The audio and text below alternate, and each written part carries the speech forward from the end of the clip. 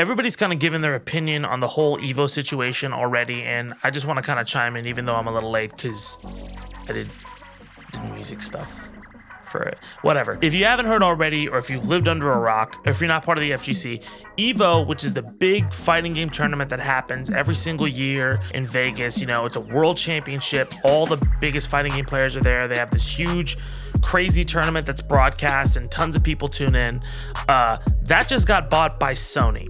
It's kind of a huge deal because Evo's always been this very grassroots kind of tournament. It started in an arcade, started by the Cannon brothers, just kind of came up with the community pushing it forward and forward through the dark ages of fighting games. It's always been a very community-driven force until fighting games had another renaissance, and it just exploded with streaming and everything else around it.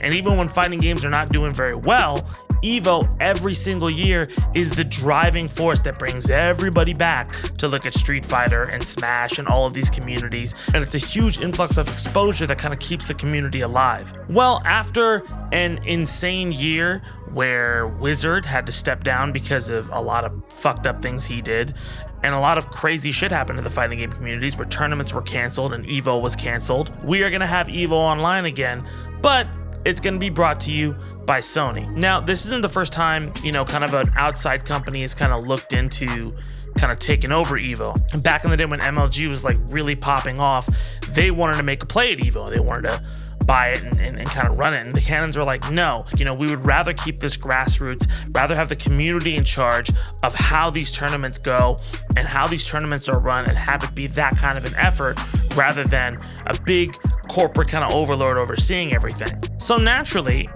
when you hear the news that Sony's jumping in, you get fairly nervous about the whole prospect, especially because Evo's not only PlayStation. It has games on Xbox, it has games on Nintendo systems, Smash primarily. You ever play Marvel 2, you gotta do it on a Dreamcast. There's a lot of different things involved in this. What might cushion the blow is that this has kind of been a long time coming. Since 2009, the first Evo with Street Fighter 4, Sony has been involved. Street Fighter 4, the first year it was out, had a PlayStation 4 exclusive tournament, and that was not the best version of the game running. A lot of people complained about that. A lot of tournaments were run on 360s, but Evo was always PS4. Sony's broadcast the tournament on PlayStation Home, which, cool. There's always been kind of that link there over the years. Street Fighter 5 being PlayStation 4 exclusive kind of, rung a little bit of what was going on with Evo at the time. And that's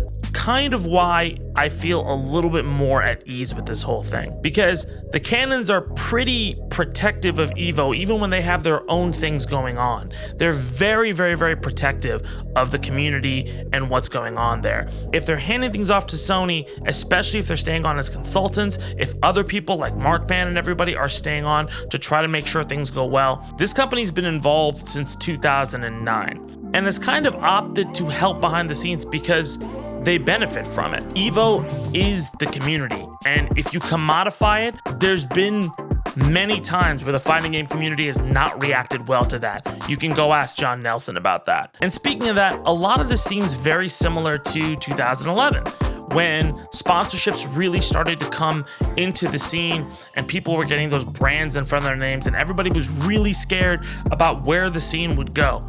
I will say, a lot of things have changed. Some of Street Fighter and the fighting game community has become a little bit corporate, but we still have that very defining edge of community-driven content and culture, especially the fact that the fighting game community is still fairly strong over the last year, even though we had so many things canceled, so many events that just almost went under because of the coronavirus. That doesn't mean there aren't concerns when like a big company steps in, but I think the thing people should remember is that companies act out of self-interest. The way they benefit the most is financing and promoting the tournament without fucking with the structure that's already there.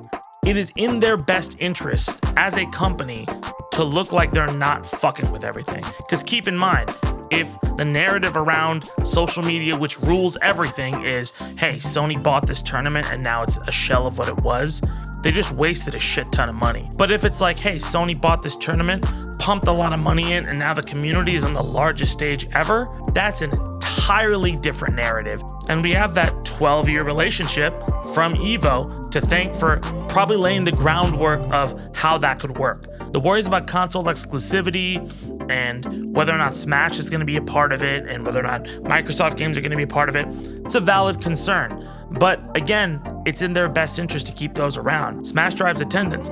If you like playing Smash Brothers and you watch a tournament sponsored by Sony and you see a game played on a Sony console and you think, hey, maybe I should pick up a PlayStation 5 or subscribe to the Sony game service that they have so I can play some more fighting games.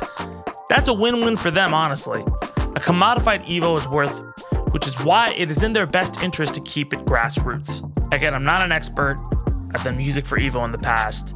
I have liked going to Evo in the past. I've worked on video stuff here and there. I'm not super in the know of everything, but I know how companies operate a lot of the time. You always look at where they're incentivized. So anyway, that's my take on it. Let me know what you think in the comments and all that YouTube shit. Like, comment, subscribe. If you like Street Fighter music, subscribe to my channel. If I freestyle the news every week, my name's Ed Tabani. I also go by Red Rapper. Catch you soon. Believe you could be so much more.